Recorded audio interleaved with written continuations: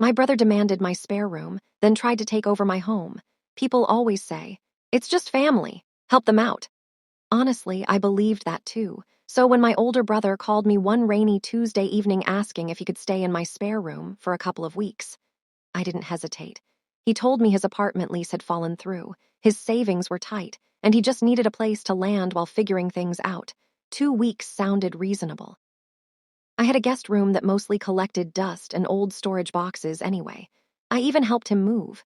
He showed up with a few suitcases, some clothes, and enough gratitude that I genuinely felt good about saying yes. For the first few days, everything was fine. He cleaned up after himself, bought groceries once or twice, and thanked me every chance he got. Then little things started changing. One Saturday morning, I walked into my own kitchen and couldn't find the coffee mugs. After searching every cabinet, I finally asked him where they were. "Oh," he said casually, "I reorganized everything. It makes more sense this way." Hadn't asked. He had simply decided my kitchen needed to match his preferences. It was annoying, but hardly worth an argument. Then my living room furniture moved. Then the hallway decorations disappeared into a closet because he thought they looked dated. Then he replaced the Wi-Fi password without telling me because he claimed the old one was too easy to guess. Every time I questioned him, he'd laugh. "You'll thank me later." I never did. By the third week, he was acting less like a guest and more like a self-appointed property manager. One evening, I came home from work and found strangers sitting on my couch. 3 men I'd never met were watching a football game and eating snacks from my pantry. My brother introduced them as friends. Apparently, he had invited them over because the house has plenty of space. The house, not my house, just the house. They left. I told him I wasn't comfortable with unannounced guests. He rolled his eyes. "You're being territorial." I almost laughed. Territorial about the home I paid for every month. Still, I tried to keep the peace. I reminded myself he was under stress. Maybe once he got back on his feet, everything would return to normal. Instead, things escalated. Packages started arriving in the mail with his name on them. Not unusual at first. Then larger boxes arrived, a gaming chair, a giant television, shelving units, workout equipment. When I asked where he planned to put all of it, he answered without hesitation. "In my room." Except it wasn't his room. It was my guest room. And judging by the amount of furniture he kept ordering, he had no intention of leaving anytime soon. I finally asked him when he planned to move out. He looked genuinely surprised. "I thought we agreed I could stay until I was stable." "We agreed on a couple of weeks." "No," he insisted. "You said not to rush."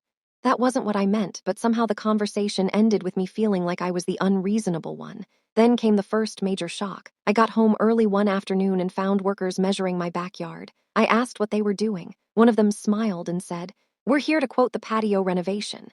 Patio renovation. I certainly hadn't hired anyone. My brother walked outside holding a clipboard. "Oh good, you're home." He explained that he wanted to build an outdoor entertainment area because it would increase the property value. I reminded him he didn't own the property. He shrugged. "Well, somebody has to think long-term." I canceled the meeting immediately. The contractors looked confused. My brother looked offended. That night, he barely spoke to me. Instead, he slammed cabinets and stomped around like I'd ruined his day. A few mornings later, my next-door neighbor stopped me while I was getting the mail. She smiled and asked, "So when are you moving?" I stared at her. "What do you mean?" "Your brother said he's taking over the place while you relocate for work." I almost dropped the letters in my hand. "Not relocating." She looked embarrassed. He sounded very certain. That conversation bothered me more than I wanted to admit. Why would he tell people he was taking over my house? When I confronted him, he dismissed it as a misunderstanding. You know how neighbors gossip. Maybe. But then another strange thing happened. My parents called to ask whether I had really offered to sell him the house at a family discount. I nearly choked on my drink. Sell him the house? I had never even considered moving. Apparently, my brother had been telling relatives that we were discussing transferring ownership because maintaining a property alone was too much responsibility for me. None of it was true. And yet he spoke with such confidence that people believed him. The atmosphere inside the house changed after that. He stopped asking before using my things. He parked in the spot I always used. He referred to my office as the spare workspace. One afternoon, I walked in and found my desk covered with his paperwork. When I moved it aside, he actually looked annoyed. "You could have waited until I finished." Waited in my own office. The final straw came on a Sunday evening. I had gone out to visit a friend for a few hours. When I returned, the locks on the front door wouldn't accept my key. At first, I thought the lock had jammed. Then I heard footsteps. My brother opened the door from inside holding a brand new keychain. "Oh," he said casually, "I changed the locks this afternoon." I just stared at him. He smiled as if this were completely normal and added one sentence that made my stomach drop. I figured it was time we started running the house a little differently. Standing behind him, in my own living room, were two more moving boxes I had never seen before. That's when I realized this had stopped being a temporary favor a long time ago. I wish I could tell you I laughed it off. I didn't. Standing on my own front porch, holding a key that no longer worked, I had one question. "Why would you change the locks?" My brother acted like I was making a big deal out of nothing. The old ones were outdated. I was just being proactive. Reached into his pocket, pulled out another key, and tossed it toward me. There, problem solved. It wasn't. Because nobody changes the locks on someone else's house without asking. And nobody who plans to leave in a couple of weeks spends money making permanent changes. I walked inside and immediately noticed more differences. My framed family photos had been moved from the hallway to a closet. The artwork I'd picked out years ago was stacked against the wall. In its place were decorations I had never seen before. When I asked where my things had gone, my brother shrugged. They didn't match the look I was going for. The look he was going for. I couldn't believe I was hearing those words. Then I opened the refrigerator. Half the shelves were filled with meal prep containers labeled with his name. Sticky notes covered the doors. One read, "Please ask before using." Ask before using my own refrigerator. I finally sat him down and said we needed a serious conversation. "I need you to find another place to live." Didn't argue, he smiled. I knew this was coming. That response caught me completely off guard. He calmly explained that moving would be inconvenient because he had already settled in. Then he added something even stranger. "A lot of people see this as our family home now." Family home. I had purchased it myself. Every payment, every repair, every utility bill had my name on it. Yet somehow, in his mind, living there for a few weeks had transformed him into a co-owner. Over the next several days, little discoveries kept piling up. A streaming service profile with his name set as the default. Mail forwarded to my address.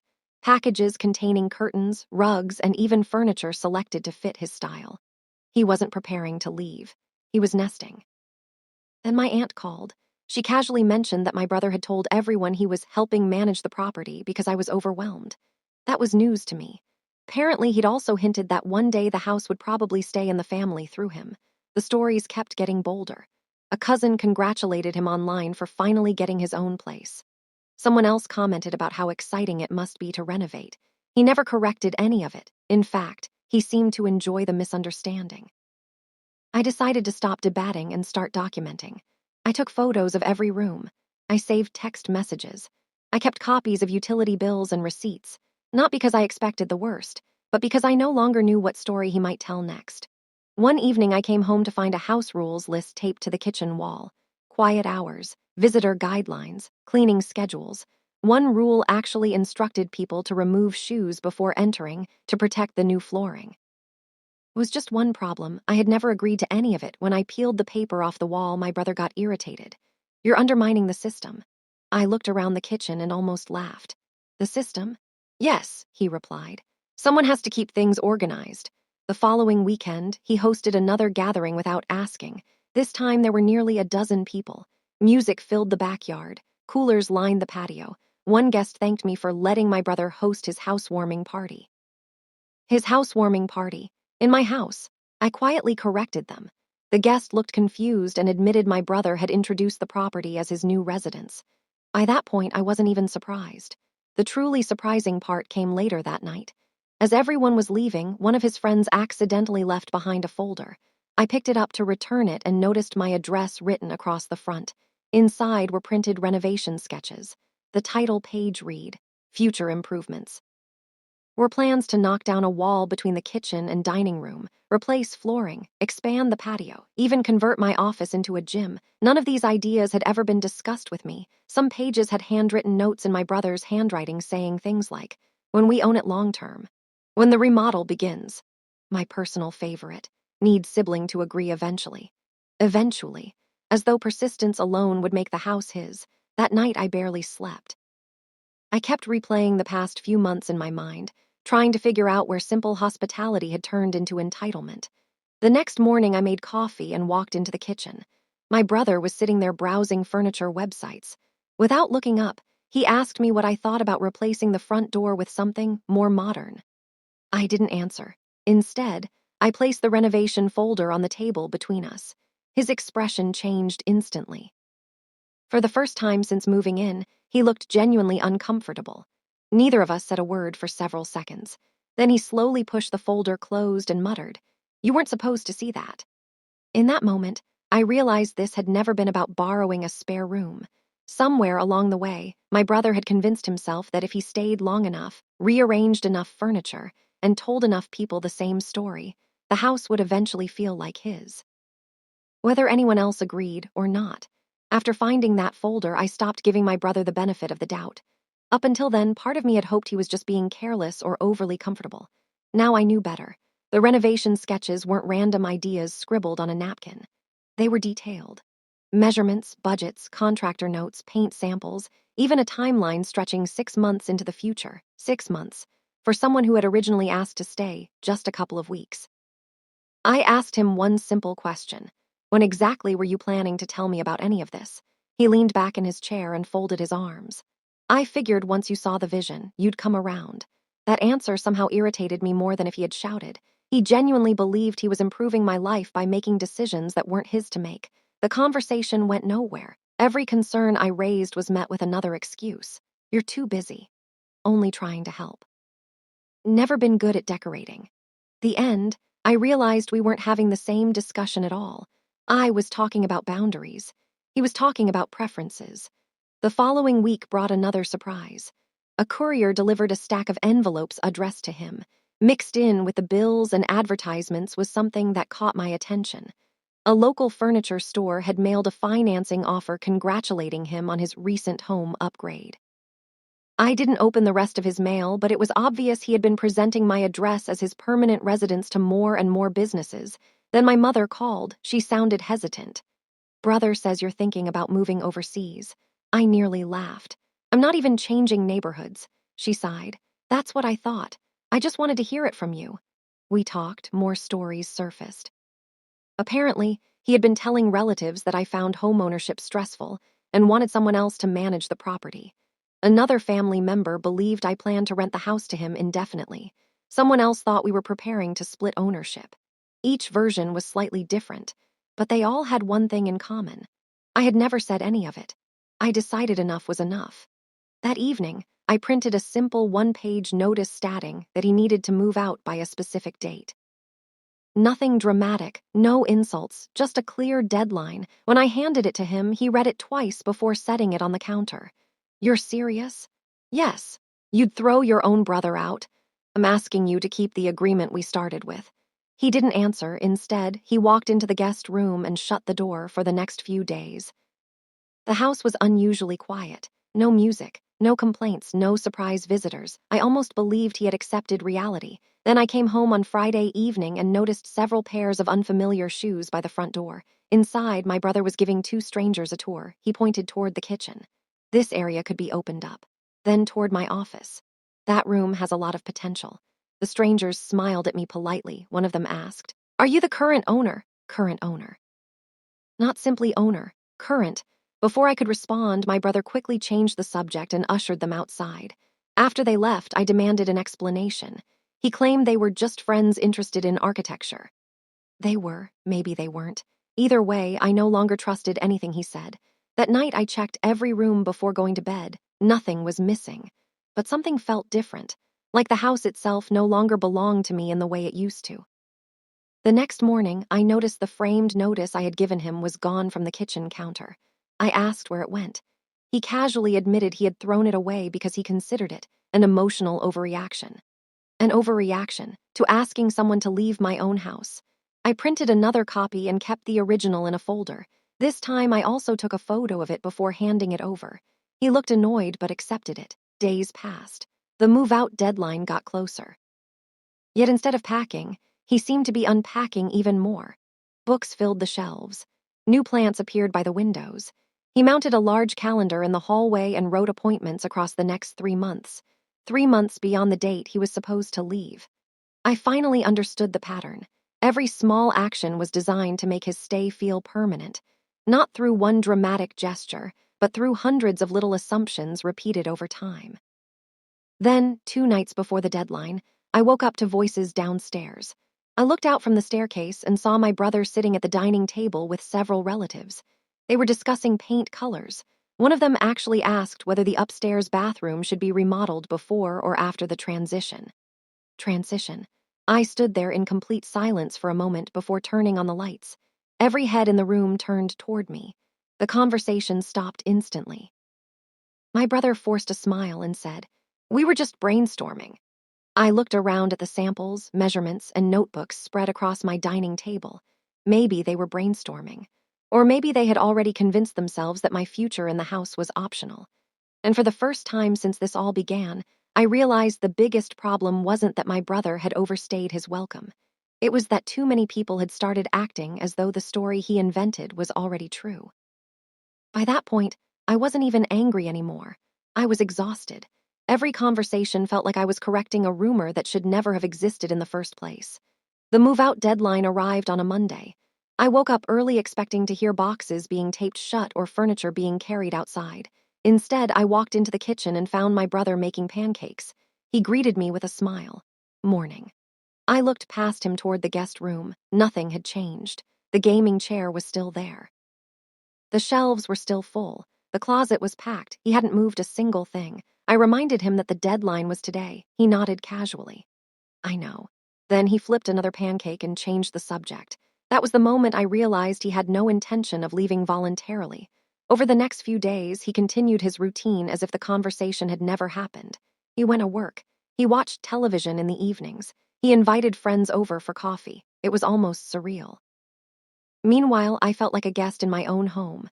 Then my phone rang. It was one of our cousins. She sounded hesitant. "I don't want to get involved, but your brother's been looking at furniture online with us. He says he's planning to stay for years." Years, not months, years. I thanked her for telling me and hung up. That evening, I tried one final conversation. I told him plainly that this arrangement was over and that he needed to make other plans. He stared at me for a long time before saying something I still think about. "You're acting like ownership is everything." I answered, "When it comes to deciding who lives in a house, yes, it matters." He shook his head. "You care too much about paperwork." I did, but paperwork was the reason the mortgage came out of my account every month instead of his. It was the reason repair bills arrived in my mailbox. It was the reason I had spent years budgeting and saving while he bounced from apartment to apartment. The next weekend, our parents invited us both to dinner, hopping to smooth things over. For a little while, the evening stayed pleasant. Then my mother gently suggested that perhaps we could compromise. "What kind of compromise?" I asked. She hesitated.